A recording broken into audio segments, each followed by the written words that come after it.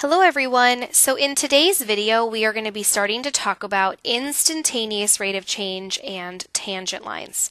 So in our previous video we talked about average rate of change and secant lines. This is very closely related. It's a different way of looking at slopes, just like the average rate of change was a type of slope, and lines that we can use to connect slopes to graphs. Just like a secant line uses the average rate of change for its slope, a tangent line is going to use the instantaneous rate of change for its slope. So the first big idea here is that when you write the equation of a tangent line, it requires us to find the slope of a function at one point. The slope of a tangent line is called the instantaneous rate of change.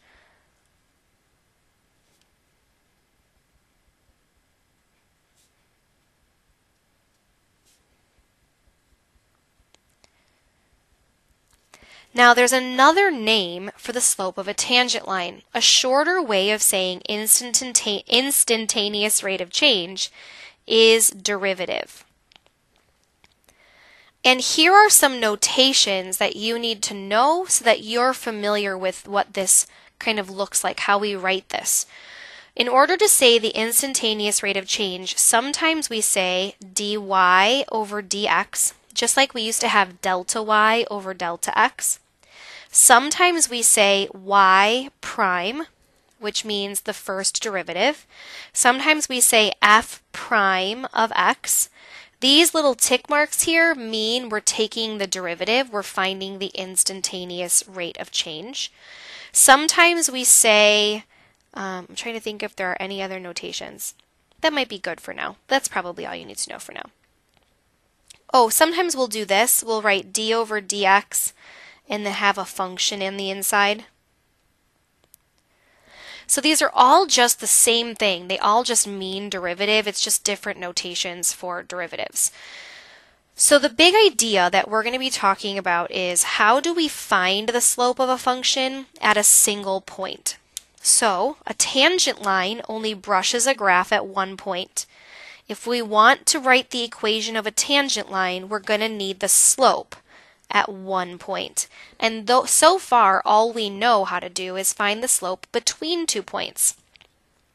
So we have a couple different options here. There are actually 3 different ways to find a derivative, to find the slope of a tangent line. The first option is best when you know the specific value at which you want to find the slope. So you have a specific place, for example, f prime of 2. You know you want the slope when x is 2. So, I'm sorry about that. So, we can actually use a limit to help us with this. So here's what the formula looks like. We would do the limit as x approaches a, and we would be finding the limit of this function, f of x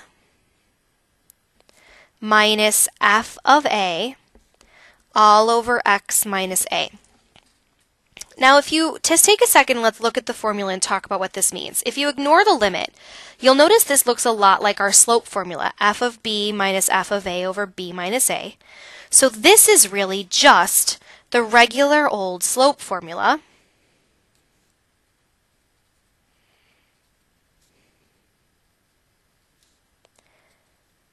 Between 2 points, only we're using x and a as our two x values. What this limit does is it slides those points close together.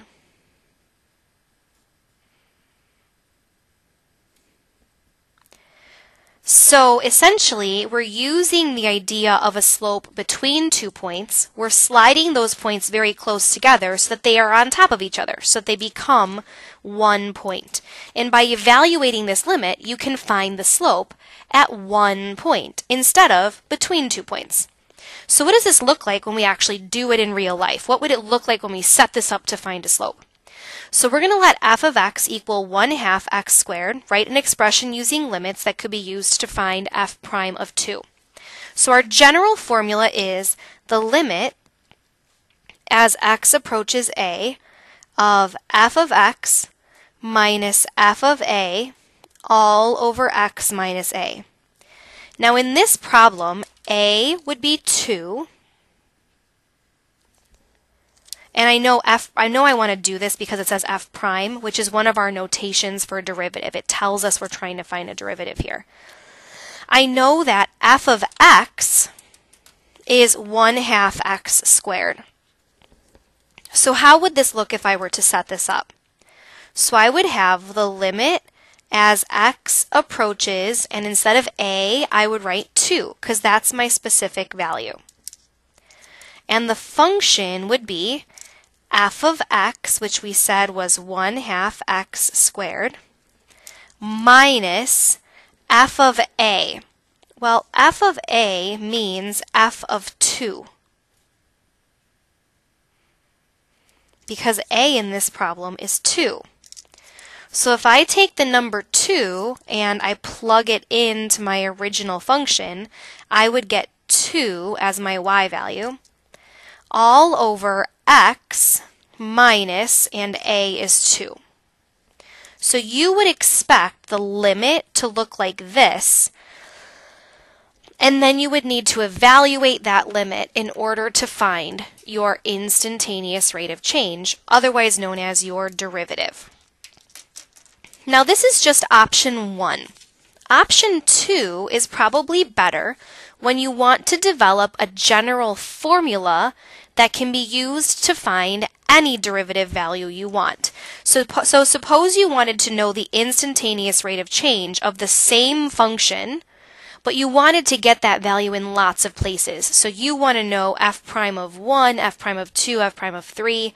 It's easier to get a formula to use than it is to do that limit over and over and over again. So the formula you would use for this is the limit as h approaches 0 of f of x plus h minus f of x all over h.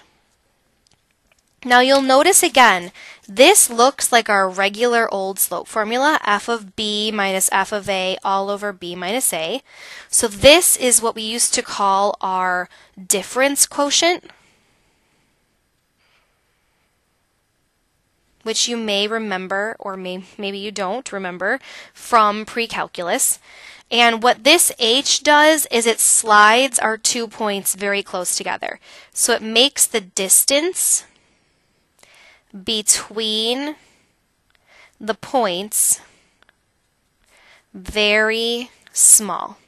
Just like our limit before slid those points very close together, this limit is just sliding those points close together.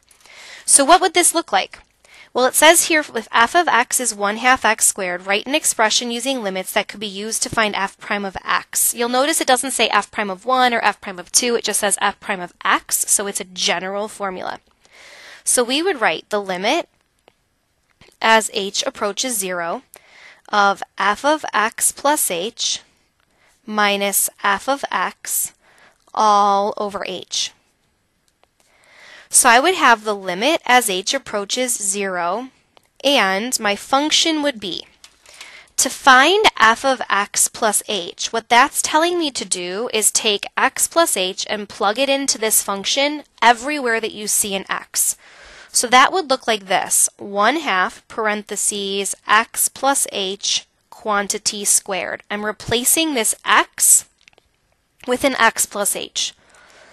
Minus, next it says f of x.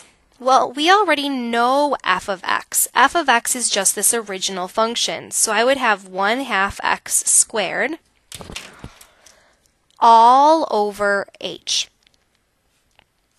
Now, if I were to work out this limit, do a bunch of algebra to actually evaluate it, that would give me a formula that I could use to find the slope of 1/2 x squared at any point.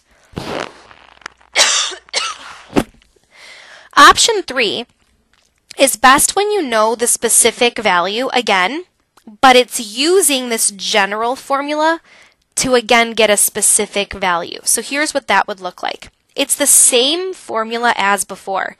The limit as h approaches 0 of f of x plus h minus f of x all over h only this time it's going to say find f prime of 2. And even though we knew how to do that before using this limit, all that I want to show you is that you can use this formula for everything. It's just it looks a little bit more complex when you set it up this way. So you can get your specific slope using this formula or using this first formula that we talked about. Either one, you can get the same answer. So here's what this would look like. We would want to find the limit as h approaches 0 of f of x plus h minus f of x all over h. And again, I know that because this is asking me to find the derivative at 2, which is a specific number. So now 2 is your x value. That's the specific x you want to know about. So we would have the limit as h approaches 0, and instead of x plus h, I would write f of 2 plus h minus f of, instead of x, I would have 2 all over h. So now I'm going to have the limit as h approaches 0. And the first thing I'm going to do is I'm going to replace all of the x's in my f of x formula with 2 plus h. So I would have 1/2 parentheses 2 plus h squared. Minus, now I would plug in 2 to my original function, which would give me 2 all over h. And this limit will give you the same answer as this limit that we set up over here. It's just a different way of going about it. All right, thank you guys so much for watching. That's sort of an introduction to the idea of using limits to find derivatives or instantaneous rates of change, and I will see you for some practice.